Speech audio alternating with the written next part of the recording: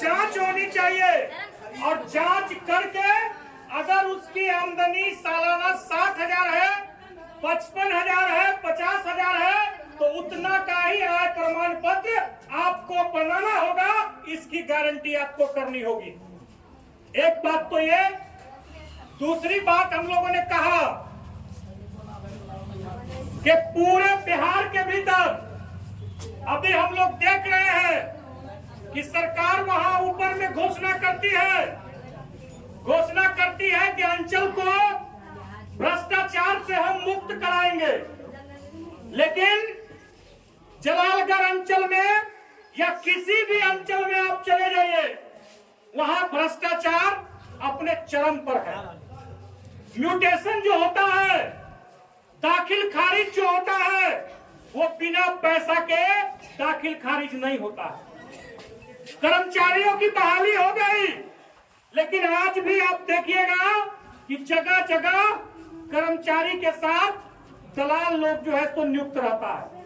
उसका एकमात्र काम है कि मोटेशन का अप्लाई हुआ, अगर आप 5,000 रुपया दे दिए, 10,000 रुपया दे दिए, 20,000, 25,000, 50,000 रुपया अगर आप दिए तो आपका गलत भी है तो आपका मोटेशन हो जाएगा। लेकिन अगर आप पैसा नहीं दिए तो आपका मोटेशन नहीं होगा। लोग जो है दर दर भटकते रहेंगे। तो हम लोगों ने कहा सीओ साहब से कि ये जो अंचल के भीतर ये जो भ्रष्टाचार है, ये जो दलाली है, इसको भाकपा माले किसी भी कीमत पर बर्दाश्त नहीं करेगा। जलालगढ़ की जनता किसी भी कीमत पर बर्दाश्त नहीं करेगी। सही तरीके से समय पर मोटेशन की गारंटी करनी होगी, दाखिल खारिज की गारंटी करनी होगी। ये आपको सुनिश्चित करना होगा। अभी परसों धनगामा के हमारे साथी है, ये आप सब लोग देखिए, धनगामा के हैं, 4 बहन और 2 भाई से ये लोग हैं। ब्रोकर लोगों ने इनके कुछ बहनों से जमीन लिखा लिया, इनके हिस्से का भी।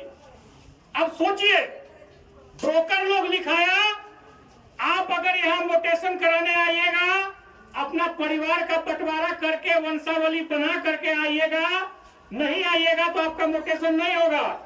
लेकिन ब्रोकर इनका जमीन भी लिखा लिया। यहाँ जो पूर्व सीओ थे वर्मा जी, जरूर उसमें वो 50,000, लाख, 2 लाख लिए होंगे।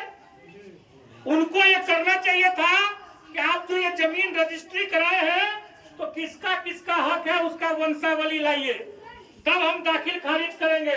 लेकिन उसने पैसा लेकर के उस ब्रोकर का मोटेशन कर दिया। अब ये जो गरीब आदमी है, ये गरीब आदमी दर दर भटक रहा है। हम लोगों ने कहा है सीओ साहब से कि उसका जमाबंदी रोकिए, जमाबंदी को लाल कलम से घेरिए, रसीद को रोकिए और तत्काल इसको न्याय इसका सुनिश्चित करिए। इसका गारंटी आपको करना होगा। और अगर आप नहीं करेंगे तो हर दिन यहाँ जलालगढ़ के लोग आएंगे और अपना हक, अपना अधिकार लड़ करके हासिल करेंगे।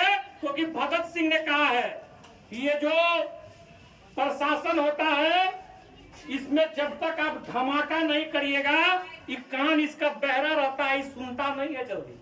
तो इसलिए सुनाने के लिए धमाके की जरूरत होती है। और भाकपा माले का नारा है कि जब तक तोड़ेंगे नहीं तब तक छोड़ेंगे नहीं, और अन्याय को किसी भी कीमत पर बर्दाश्त नहीं करेंगे।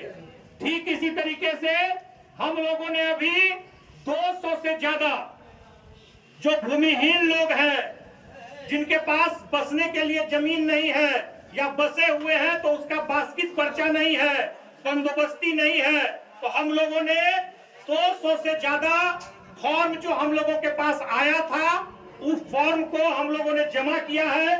पूर्व में जो दिया गया था लोगों के द्वारा, उसके बारे में भी बात हुई है। और हम लोगों ने कहा है कि सभी भूमिहीनों को अविलंब जो है वो बास्किट पर्चा और बंदोबस्त करने की आप गारंटी करिए।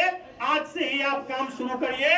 सीओ ने सकारात्मक तरीके से वार्ता की है और उसने कहा है कि हम अपना पहल लेंगे और आगे हम इस काम को हम आगे बढ़ाएंगे। तो हम सीओ साहब को कहना चाहते हैं कि जो भी बात भाकपा माले ने आपसे कही है, जो भी मांग आपसे रखी है, उस पर अविलंब आप कार्रवाई करिए, अविलंब पहल लीजिए, लोगों को न्याय दिलाइए। और इसी के लिए आपको यहाँ नियुक्त भी किया गया है। सरकार आपको अगर 70,000 रुपया दे रही है, 80,000 रुपया दे रही है, तो जनता के काम के लिए आपको पैसा मिल रहा है, जनता के टैक्स का पैसा आपको मिल रहा है। तो आप जनता का काम ईमानदारी पूर्वक समय से करने की गारंटी करिए, ये बात हम लोगों ने कही है। तो साथियों, आज तो जितनी बात थी, जितना फॉर्म हम लोगों के पास आया, उसको हम लोगों ने जमा किया, उसका रिसीविंग हम लोगों ने लिया।